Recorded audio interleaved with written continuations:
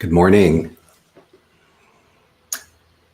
What if everything you've been taught about professional information, professional transformation, professional development is incomplete? What if the reason you're hitting that same ceiling, despite all of your efforts, all of your hard work, is that you're only addressing one dimension or maybe two dimensions of the overall challenge? Hi, I'm Lauren Crawford. Welcome to this live where we're focusing on the three-dimensional leadership model that I've created. For 25 years, I worked in an organization that frankly had very weak and undeveloped professional development and assessments for us. The tools that they used weren't helpful. So we were left to our own devices. It was really a culture of inefficiency where I found initiative was stifled more than it was encouraged. And that, of course, was very frustrating to someone like me, who's very much a go-getter. But the reality was I was firmly gripped in those golden handcuffs of the pay, the benefits, and the security. So I stuck it out. After leaving that job, however, I realized there's fundamental importance in integrating an approach to professional and personal development. They go hand in hand so that we can achieve better performance in our organizations where we're working, and even if we're working individually as a solopreneur, entrepreneur, and our enhancement as individuals as well. So many of the tools available to us to help us to move forward are limited in the sense that they rely mostly on a mental aspect. They're psychological tools, and they're not necessarily the only way to move us forward. They can be beneficial, but they often leave a deficit as well. So they address issues on a surface level, and that operating on the mental side of the equation, again, leaves a gap. So what I'm proposing and what I've developed is a more integrated approach. So it impacts how we show up, not just for work, but in our relationships and more importantly for ourselves. So this three-dimensional framework I've developed does take a more holistic approach, and think of yourself as growing in a more holistic and more sustainable transformation. To me, this is sustainable development. So what are we going to talk about today? First, we're going to look at understanding, well, what are these three dimensions of transformation and why most approaches fail to address our growth well because of this focus on maybe only one or possibly two of the dimensions. And then how this integration method creates lasting change. And then lastly, we'll have a little bit of demonstration of how this works, and we'll open up to a Q&A at the end. All right, so we want to start out by looking at the first one of these dimensions, and this is thinking patterns. So what are thinking patterns? So these are the mental models, these are the belief systems, and our saboteur patterns that shape how we perceive reality and how we make decisions. So our mental patterns and our belief systems, they get hardwired into us very early in life. So by the time we're 5 or some say 7, we've got a lot of our programming already in there around about how this whole thing, this life that we're living works. And then we end up in higher education, and we end up in certain career paths. And those also inform or further imprint thinking patterns and beliefs. And some of these aren't necessarily beneficial for us in terms of our personal and professional advancement. And this domain of mindset training that we end up in our professional careers, these can look like those weekend seminars of self-improvement and that sort of thing. They do fall short on many fronts. I also want us to look at the saboteurs. So this is an area of expertise that I have around personal intelligence and how these play out. So we have a primary judge, this voice in our head that's always judging, and it's first and foremost. And it judges us, ourselves, it judges others, and it judges circumstances. It causes a lot of disappointment, anger, regret, guilt, shame, anxiety. So when you're feeling any of those emotions, chances are you're in the judge mode. It also has some accomplishing saboteurs, and there are 9 of them. So the judge, for example, will tell us that Without me pushing you, you'll be lazy and you'll be complacent. Without me punishing you for your mistakes, you're not going to learn and you'll keep repeating them. Without me scaring you about the bad future and possible outcomes, you won't work to prevent them. Without me judging others, you would lose your objectivity and not protect your own self-interest. Without me making you feel bad and bad about your outcomes, you won't do anything to change. Does that sound familiar? Have you had those voices in your head? Worse yet, there are these 9 accomplice saboteurs. So not only do we have this primary judge, we also have accomplices to it. And they show up. So you're going to see them in your colleagues and workplaces. Sometimes it's easier to see them in others, but they're in ourselves as well. So let's explore a few of those. So one of the main ones is the controller. I shouldn't say main because everyone's going to be a little bit different in terms of these 9, and they may show up at different stages in your life at different levels. So the controller, who has a strong energy and need to control and to take charge, to connect with others through competition, through challenge, through physicality even, and conflict rather than through emotions. So these are very willful individuals, confrontational. They're the straight talker. They're going to tell it like it is. They push people beyond their comfort zones. And this comes alive when they're doing the impossible and beating the odds. So they like those challenges. And then those aspects of them are going to come forward. And they are stimulated by conflict. And this is something that drives them. And they are often surprised when others are hurt by their actions or their way of showing up. And you may recognize some of these patterns in maybe colleagues, family members, maybe even yourself. And they do intimidate others for sure. And they have this sort of in-your-face communication style. And that's often interpreted by others as anger or criticism, when it may not be. Another is the avoider. So this one might be pretty obvious. They tend to avoid conflicts and they say yes to things that really they don't want to be doing.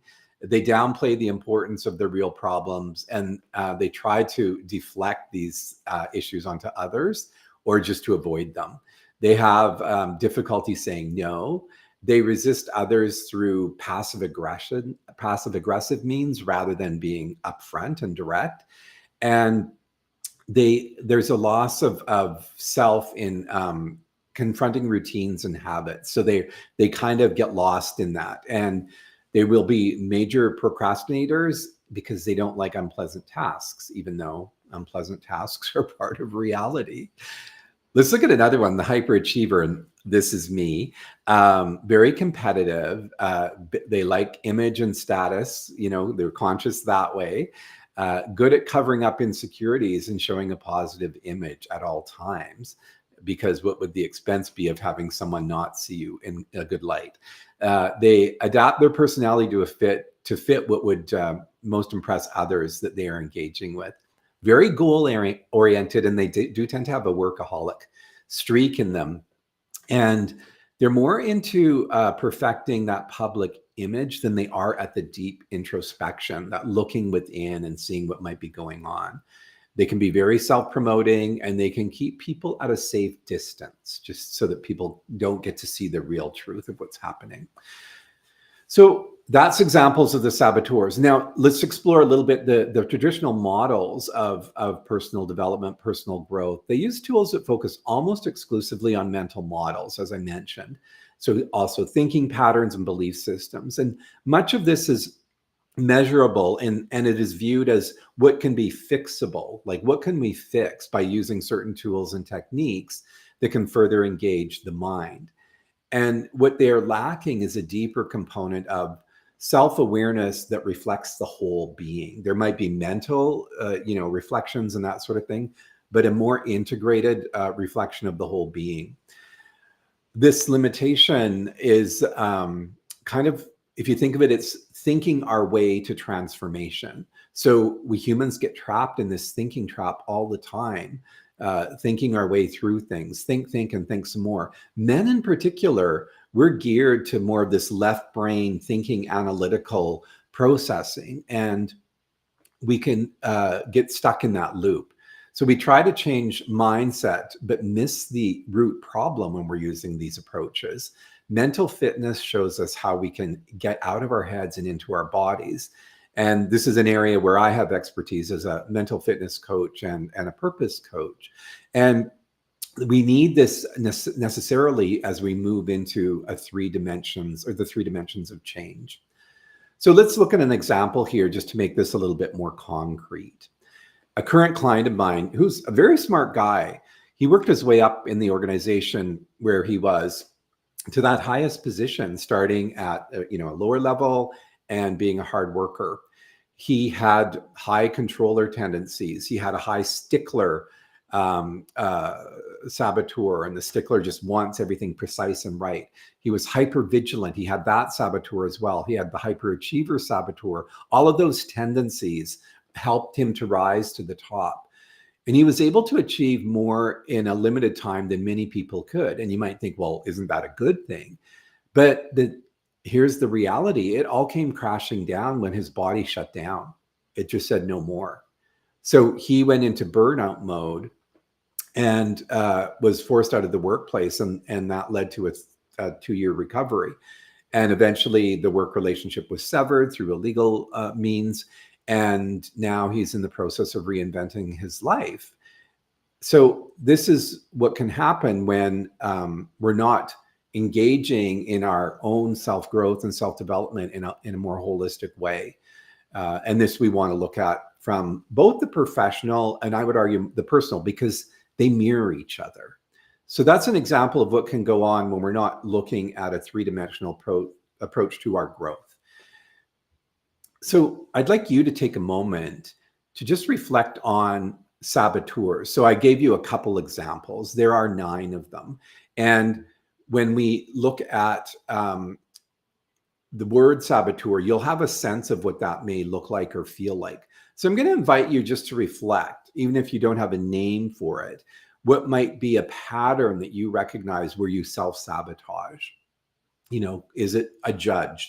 The main saboteur is the judge, where there's this constant critical voice going on. We looked at the hyperachiever, the controller. There's the avoider, the stickler, as I just mentioned. So the stickler wants everything right, and everything has to be 100% perfect, and they spend lengthy hours trying to perfect things. There's the pleaser, who wants to make sure that everything's, working well out there, that everyone's pleased and happy. And then there's the victim. A victim is interesting because the victim saboteur is insidious. It's very sneaky and quiet. And many times, especially men, we don't pick up that we've got a little bit of this saboteur going on. So just take a moment. When do you recognize some of this showing up in your life, in your professional life and in your personal life? Saboteuring kind of energies, ideas, hijacking. We call it hijacking. So you can continue to reflect on that. And then we're going to move into dimension 2. So dimension 2 here is the physical experience. So what do we mean by this? This is the way that our bodies hold, express, and respond to our reality. So what's going on around us. And this includes energy patterns, it includes physical sensations, and it includes embodied wisdom. Another thing that we humans aren't so great at is listening to our bodies. And I would argue men more so than women. In fact, most of humanity, in my view, walks around like our heads are severed from our bodies. So all of this mental activity, this thinking, got to figure it out, think our way through it, that actually becomes very pathological. And we get trapped in these thinking ways of being. And then we start to miss signs of our body. Our body's always sending us messages and signals, but we totally miss them. We miss how chronic stress might be creating some deeper physical problems, how issues get buried in our tissues. And if we don't spend time sensing the body, we're going to miss all of that. How lack of life force, energy naturally flowing through the body will create imbalance. And it'll start by just feeling a dis-ease in the body. But what does that dis-ease lead to? It leads to disease. bring the dis and the ease together, it leads to disease. And we wonder why we have so many health issues and challenges, because part of the way that we're living isn't integrated. Part of the way that we're growing isn't integrated. And as professionals, part of the way we're showing up in those professional roles isn't integrated. So these patterns get locked in and they become limiting, like they're actually limiting behaviors that end up. Why? Because the thinking creates emotions. So when we're thinking all the time, those thinking leads to the thinking leads to certain emotions. And think of emotions as simply energy in motion. And what ends up happening is those emotions create hormonal cocktails that flood our bodies. So emotions don't just happen in the brain or in the head, they infect our whole body. So these hormonal cocktails will flood the body with certain emotions. And then what ends up happening is our bodies get addicted to that hormonal cocktail flooding our systems. And so in that addiction, what happens is we crave and we want to repeat those same feelings and emotions to get that hit of that hormonal cocktail in our body. And I love the way that Dr. Joe Dispenza talks about this. He says that our bodies effectively become our minds, because the way that this pattern of thinking, emotions, hormonal cocktail release, and the cycle that creates is equivalent to an addiction. Our bodies become our minds. So we want to understand and connect to the body in an intelligent way, in an integrated way, not moving into this default mode that I just shared with you. So when we pay closer attention to our bodies, we learn that it often knows what the mind doesn't. By feeling how something feels in our bodies, we can know if it's right, if it's the best choice for us or not. So it's not just about, does this tell me that's the right choice? Does the data tell me it's the right choice? The body is going to send you a clear message as well. There's deep intelligence within us, but we remain so stubbornly connected to and addicted to our mental processes, thinking that they are the right way.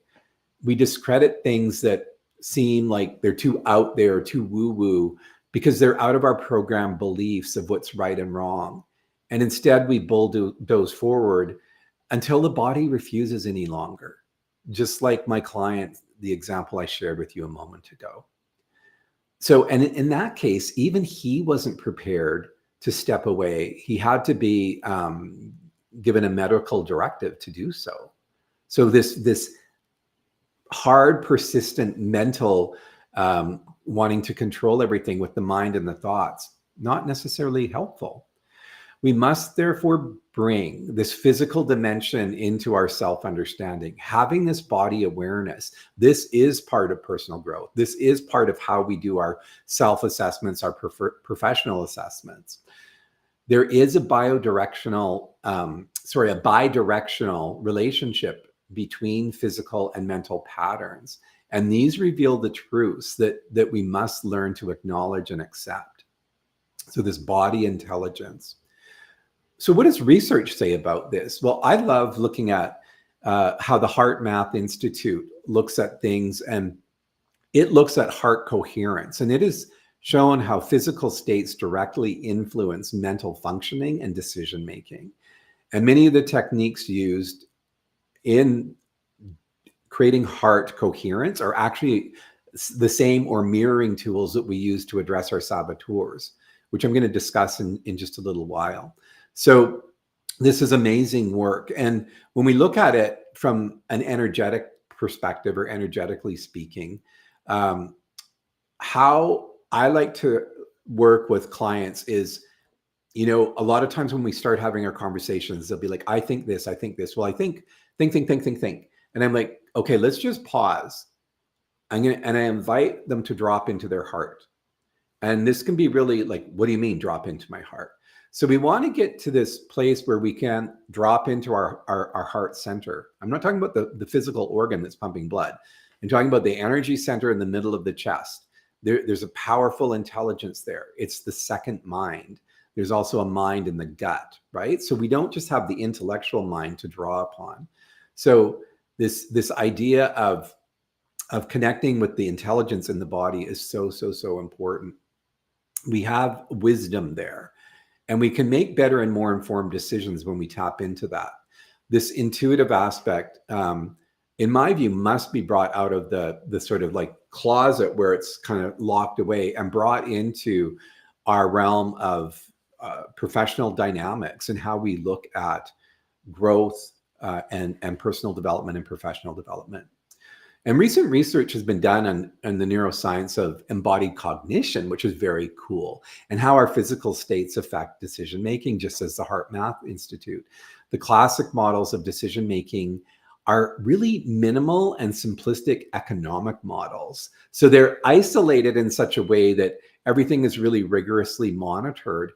And when we open that up into a broader model that is more integrated and more inclusive of the body, then we can better understand decision making as the complex process that it is, where all of the components in the mind-body structure are at play. It's not just an intellectual process of, do I choose A or do I choose B? It's much more nuanced than that. So again, let's look at how this plays out. A lot of men may think that because they exercise or work out, that they're connecting to their physical body, and they are. they are activating their physical body, but it's not in the same realm that I'm talking about here. So exercise doesn't equate to self-development and personal growth necessarily, right? We can actually have patterns of exercise that are imbalancing. And well, I'm not going to be one to ever say don't exercise. I'm going to say that we also need to look at how we're doing that. So if we're pushing ourselves really hard, especially in midlife, if we're pushing ourselves really hard, if we're overtasking the body, this idea of more is the best approach. No pain, no gain. Well, not necessarily. We need balance, especially again at this stage in life. And I'm a strong advocate for yoga because yoga has been something that's really impacted me. And I've been teaching it for over 20 years. And I can see how powerful it is to influence people in terms of helping them to live in a more integrated way. It's really been a godsend. The mindful movement that's involved there, where we're really linking movement, the mind, and the breath. It's a powerful overall integration approach that we learn on the mat. And when we learn that on the mat, we take that out into our lives. So this can similarly be achieved through other systems or modalities like Tai Chi and Qigong. I'm going to put a link to my yoga classes in the comments below, and you can access that if you'd like. I teach an online class once a week, just an aside. So these approaches need to be experienced. You can read about all this stuff. Like, I know a lot of us are because we're heady, right? We're thinkers. We think, well, we'll read the book again, we'll read the book a third time. Reading is information. Reading is not transformation. Transformation requires the doing. It requires the experience. And just like with yoga, you can come and have an experience in a yoga class, and maybe it's not the best one, but you need to find the model, the modality that works for you. And that's the same in all aspects of life. So when we connect in this way, then we have better discernment, we have better understanding, we make better decisions. So I'd like you to take a moment to reflect on what you know or what you suspect or are aware of in terms of physical signals that maybe you've noticed that tell you you're not in alignment, or that things aren't aligned in your work, any of this stuff where your body's been sending you some messages. Just take a moment to reflect on that. If you're watching the recording, go ahead and make your comments share your stuff in the comments for sure. So what physical signals have you noticed that are indicating that there's some misalignment going on? Again, that could be personal or professional. Do you feel stuff in your body in certain ways? I know for me, when things are amiss, I'll have a little anxious flurry, and my armpits will suddenly be drenched. And that will tell me I'm being provoked in different ways. All right. So we're going to move into the third dimension of this three-dimensional approach. And this is vital intelligence. So what is vital intelligence? What are we talking about here? Well, it's our deeper knowing, and it's about more of a soul-driven purpose. So it's not the intellect. It's the wisdom that operates beyond analytical thinking. And it connects us to our authentic path. Our authentic path. So think about that. Are you connected to, plugged into, are you even aware of your authentic path?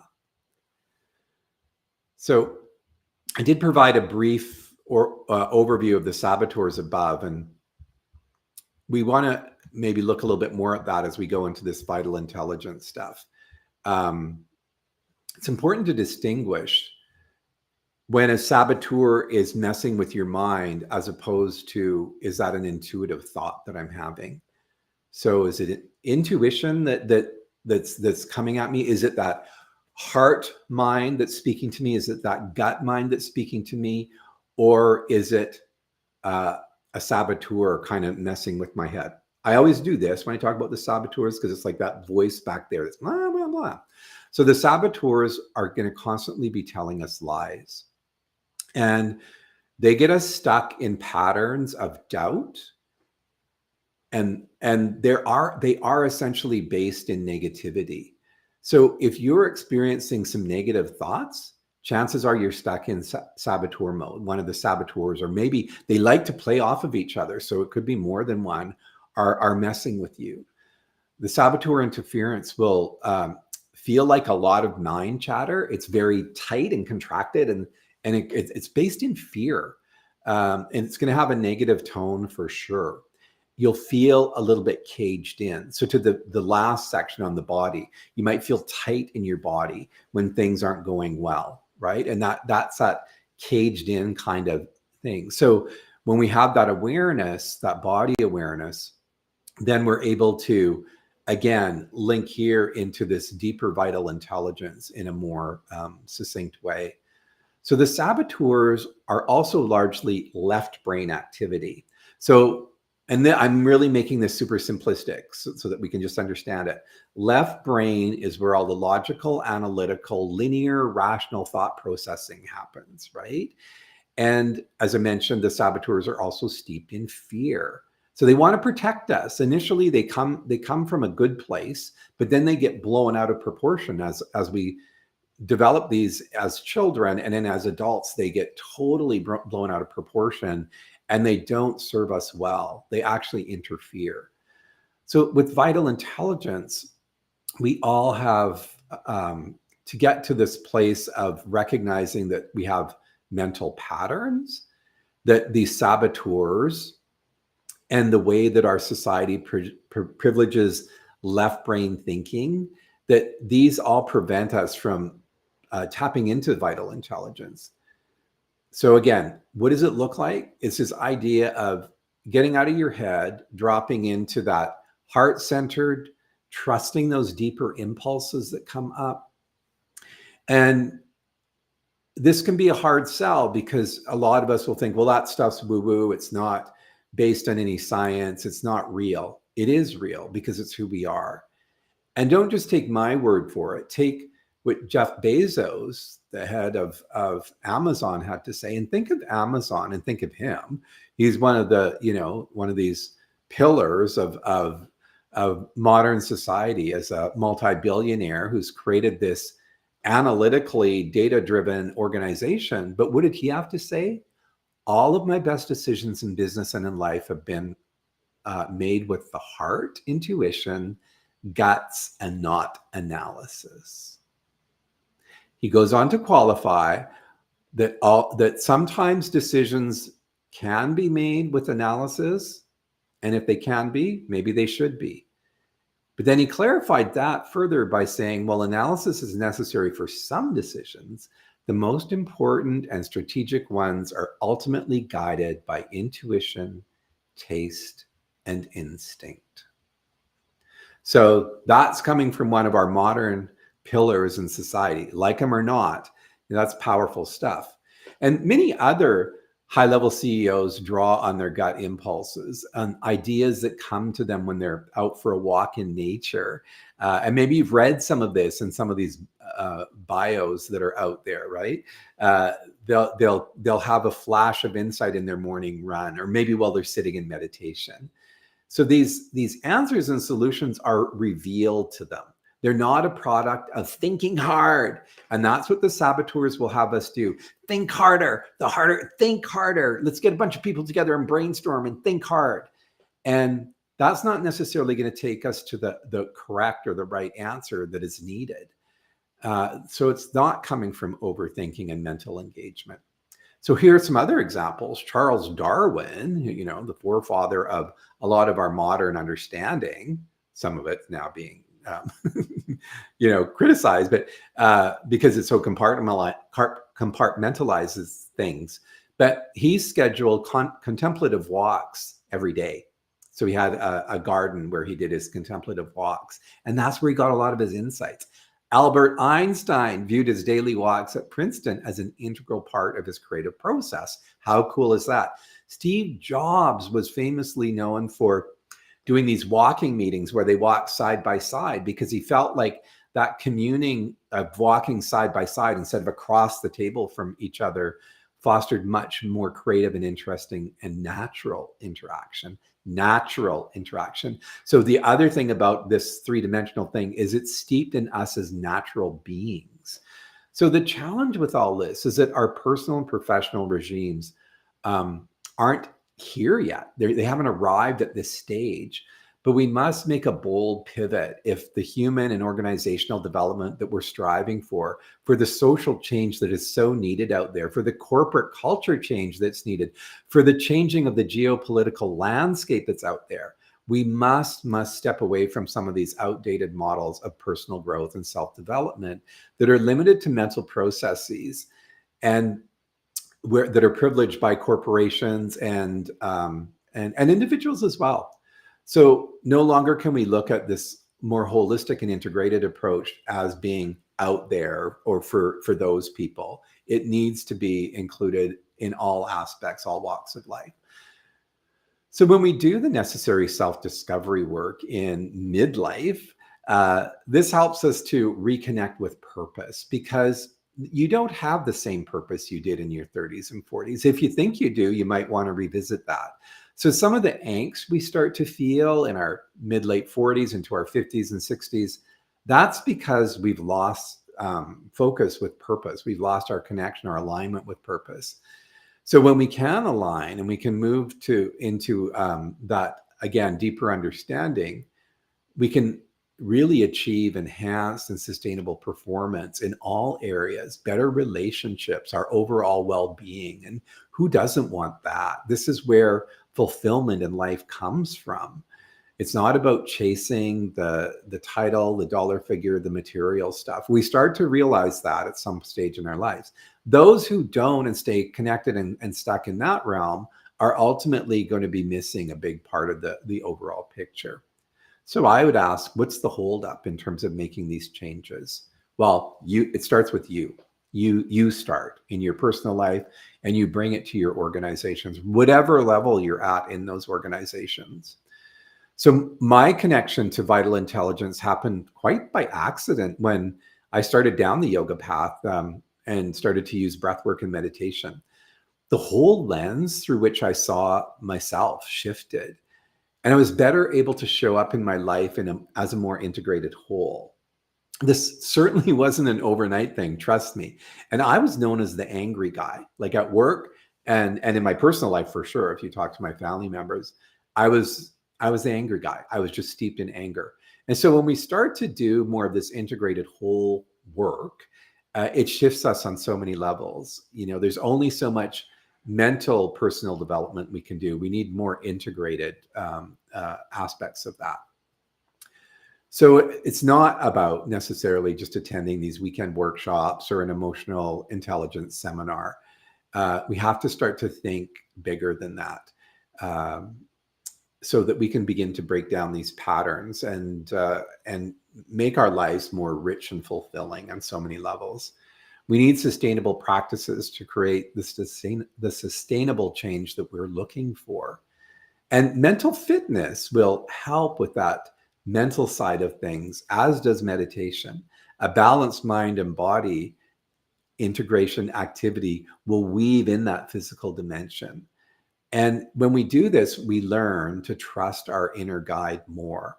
So in yoga, there's this notion of the inner guide, the Adi Guru, the inner teacher. And we want to tap into that. We want to have that help to inform us, not just patterned thinking modalities that no longer serve us. I'm going to pose another question to you. So think about a time when you made a decision that looked wrong on paper, but even though it looked wrong on paper, it felt right. And how did that turn out? How did that turn out? So any insight you have about making a decision that felt right in the gut, and that can be professional, it could be personal. I welcome you to share that. You can share it in the comments if you're watching the recording. Very nice. So finally, where we want to start going with this is to look into our integration vis-a-vis, well, how does this all start to play out then? How do we move forward in an integrated way? All right. So there's there's an assessment tool that I've created for you that's going to be available for you in the comments, so you can download it and work with it. And how this works is it's really a walkthrough of where you're at in these 3 dimensions. And it's going to give you a few questions that you're going to reflect upon and then do a little bit of grading of yourself. And then so let me walk you through a little bit of that right now. So when you're doing this process, you want to do it, commit to it for a period of time, like over a regular period, daily for a regular period of time. And I'm going to say, going into at least a few weeks. So let me walk you through a little bit of how this is going to look. And again, you'll find this in the download, and I encourage you to open it up and give it a go, because it will be perhaps the first step to start moving you into this more integrated self in terms of self-development, self-growth. All right, so I'm going to pose a few questions here, and this will be like a mini self-assessment, if you will, where we're going to explore 3 areas. And when I ask these questions, I'd like you to score yourself from 1 to 5 for each, with 1 being rarely and 5 being, oh yeah, that's consistently true. So if you want, you can grab something to write these down to keep a little record for yourself. So the first one is, of course, the first dimension, which is the thinking patterns. So here's the statement.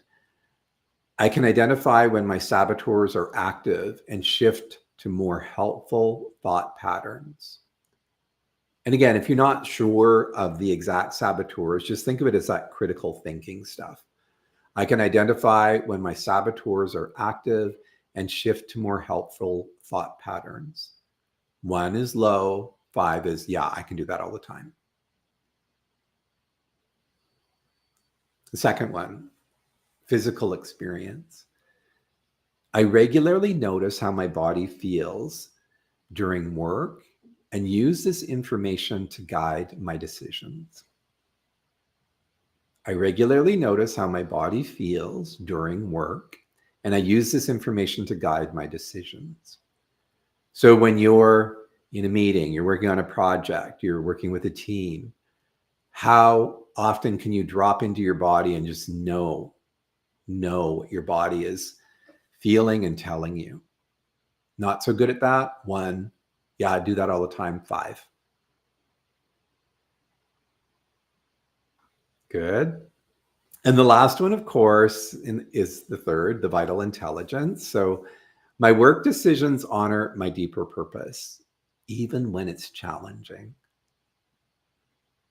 My work decisions honor my deeper purpose, even when it's challenging. So yeah, they honor my deeper purpose all the time. 5, almost never 1. And if you're not sure about deeper purpose, then you're going to rate it lower, right? Good. So the dimension with your lower score is the area where you're going to want to do some of that development and have a little bit of a development plan. And I'm going to share with you next what some of that can look like. So we're, again, focusing on the lower of the ones that you just did. Is it the physical, the mental, or the vital intelligence? And that would be your focus. In the handout, there's going to be a series of questions under each, so it'll be much more comprehensive. So just acknowledge then where you're at. And if you're watching the recording, you could share what your observations were just from reflecting on those 3 questions. What came up for you, for example? So here's a powerful way for us to do a little bit of a pattern interrupt, we'll call it. And so this can be, again, we're moving into some tools now that can be really, really helpful for you to start to operationalize, integrate these aspects. So if we're doing this, let's call this the 3-point reset. That can be really, really helpful. So again, pattern interrupts are important because once we get into that mental spiral, we're just gone, right? And if we can just stop it, and that takes diligence, that takes focus, right? If we can just stop it, and then we can shift gears energetically, that's great. That doesn't mean it's necessarily going to go away, but you've taken the opportunity to shift course. So what does this look like? So step 1, pause. Take 1 conscious breath. This interrupts your thinking pattern and brings awareness to the present moment. So you find yourself in a mental flurry. You're in a situation where you're overwhelmed. You take a deeper breath, right? You feel your feet firmly on the ground. You just take your awareness to your feet on the ground and you notice that. And then just quickly notice 3 other sensations in your body. Notice what's going on in your legs. Notice how your hands are feeling. Notice your spine. So you just notice on a physical level, just 1, 2, 3. And then ask yourself quickly. So this is a very easy, accessible process. So you're not overthinking it. So after you take your breath, you feel the ground, you feel 3 areas of your body, you ask yourself, what would my wisest self do here? What would my wisest self do here? Not my reactionary pattern self, my wisest self. And you see what comes up. This entire process should only take about 15 or 20 seconds. It interrupts the pattern that you're in, and it becomes a process to develop these 3 dimensions we've been talking about simultaneously. So let's do a real life example then, just to help you out here. So I received feedback from my presentation that it wasn't on the mark. And as soon as I got that feedback, my judge immediately says, I'm not good enough, And I notice in that moment, my breathing gets shallow. My shoulders get tense. I pause. I take a breath. I feel my feet on the floor. I notice my hands. I notice my spine. I notice my jaw.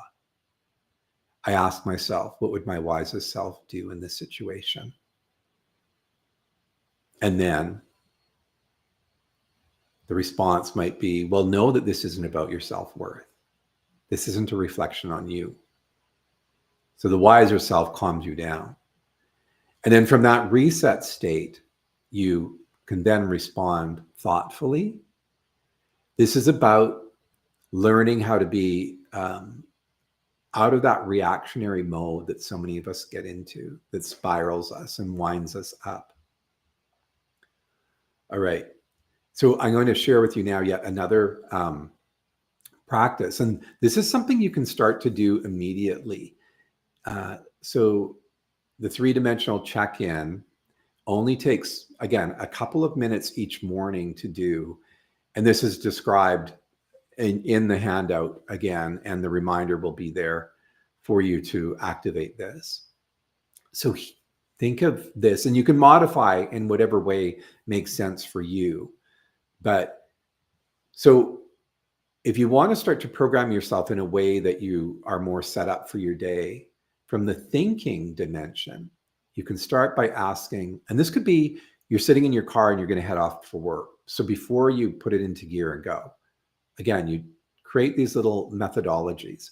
What saboteur is most likely to show up for me today, and how will I respond when it does? So again, we listed several saboteurs, and I'll include a list in the downloads for you later in the comment section. So what saboteur is most likely to show up for me today? If you've got something planned and you know your judge might get in there and beat you up, your stickler might get in there and have you being super, super precise and wasting a whole bunch of time on the minutia that's not important. Whatever it may be, you're going to acknowledge what it might be. And then from the physical dimension, how does my body feel right now? And what does it need to be at its best for today? What does my body need to be at its best today? So again, you're checking in with your body. And again, this is just before you head off to work, right? And then the last bit is the vital dimension. What matters most deeply about work for me today? So we're checking in. What saboteurs might show up? So we're going to preemptively be kind of prepared for something to go awry. That's good, because that's also breaking down patterns. It's going to break down reactivity. Physically, we're teaching ourselves to plug into our body. What's my body feeling right now? And in this vital dimension, we're honoring that bigger part of our being by what matters most deeply for me at work today. So that's a technique that you can do 1 to 2 minutes before you head out the door. And it will start to shift how you begin to integrate all of these dimensions we've been talking about into your daily life. I would recommend keeping a record of this too. It could be a phone note on your phone, or maybe you've got it on a notepad, and just rate yourself. What was my mental clarity? Was it from 1 to 5? What was my physical energy like from 1 to 5? What was my sense of purpose like from 1 to 5? We just want to start being more conscious. We want to start living more consciously, get out of our patterns, get out of our habitual way. You know that we are driven by the subconscious some 90% of the day. So we need to necessarily activate new processes that we do daily and regularly. So going to the mindset workshop for a weekend, going to the emotional intelligence workshop for the weekend and thinking our lives are going to change, they're not. You'll get some good information, you'll have a hit, and you'll go back and the patterns will kick in 2 days from now. So we want to do these practices so that we're building new neural pathways. We're working with the brain in the way that we can modify, integrate, so that we're getting the most out of our personal development and out of our professional growth. And you're going to be developing practical awareness on these 3 dimensions. And that to me is what's most important, because this isn't theoretical. None of this is theoretical. This is all practical. All right. So this simple practice that I just described creates a bridge between understanding these concepts and living them. By intentionally addressing all 3 dimensions each morning, you're training your system to operate in an integrated way. And it will get stronger day by day by day, week by week, month by month, year by year. And you'll change, you'll evolve, you'll become this brighter version of yourself. The real power here is in consistency. And that's where we humans can fail, right? We can start something and drop it and go back into our comfort zone a week or 2 later. So consistent daily work, and use the worksheet that I'll provide for you in the description and the comments to give yourself a tool to work with. And just a few minutes a day, do it for the next 14 days to start. And I guarantee you'll start to notice a difference in your life. So what I'd like to do now is just to wrap up by just, again, encapsulating what are these 3 dimensions. So we have the thinking patterns aspect of who we are. So we're starting to recognize how our mind is often trapped in its thinking mode, and that we can get out of that by bringing awareness to how we're working with the mind, by understanding that we have these saboteurs that are going to get in there and tell us lies and keep us trapped in negative thought processes, the judge being the first and foremost. That it isn't just mindset stuff that needs to happen. It's a whole integrated system that needs to be at play. So why integrate? Oh, and the second is the physical experience. And so understanding the body in a much more integrated way. So the body and the mind are connected, right? What we experience mentally isn't isolated to this mind, the brain, the head. We have a mind in the heart. We have a mind in the gut. There's deep intuitive knowledge within us. And so when we start to play with the body in a way of understanding it, listening to how the energy is moving, listening to how the body is responding to what we're going through throughout the day in our work life and even in our personal lives, then we start to have a deeper integrated understanding of my body's wisdom and inherent intelligence. And then the last bit is the vital intelligence bit. And this is the more subtle stuff. This is the stuff of, who am I in a larger perspective? Who am I from a purpose point of view? And when we start to align all three of these, this is when that integrated whole is really serving us well. So I'll share with you the 3-dimensional assessment worksheet. I welcome you to explore that. And as I said, committing to doing this practice for the next 14 days and just monitor, engage, and see how you're doing. I'll also be running a mental fitness cohort early in 2026. And if that's something that you would like to explore, learning how to work in a more methodical way with these saboteurs so that we can understand them when they're coming up, catch them when they're coming up, and then shift the narrative from the saboteur mind to more of that sage higher mind side, so that we're making and living, making better decisions and living in a more harmonious and integrated way. And you can also just reach out to me one-on-one for a little bit of an exploration. If you've got some questions that you'd like, I'll leave the email for you as well. So my final thought on all of this is with respect to professional and personal transformation. It isn't about becoming someone else. It's really about plugging in and accessing that deeper part of yourself, becoming fully yourself. And that gets veiled, that gets lost through our busy lives and through all of these external influences. So we want to be able to understand ourselves across all dimensions of our being, not just this thinking part of our being. So the greatest leaders I know are not just mentally sharp or physically present or deeply purposeful. They're all three of those. And you can be too. So if any of those areas feel like they're lacking, this is important and essential work for you to explore. So that's what I have for you today. If you have any questions, comments, you can go ahead and put them in the chat.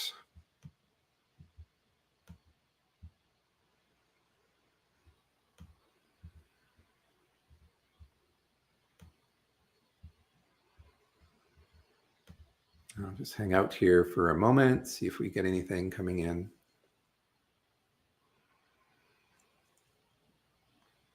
I'll also, in the comments for those of you watching the replay, I'm going to add a few thought-provoking questions for you to continue your reflections on this topic and how to do better and in terms of this personal growth, personal development stuff from a much more holistic and integrated perspective. I'll offer that to you. All right. Great being here. And I hope that there was something that helped you in terms of your own self through what I presented today. And I look forward to seeing you again. Take good care.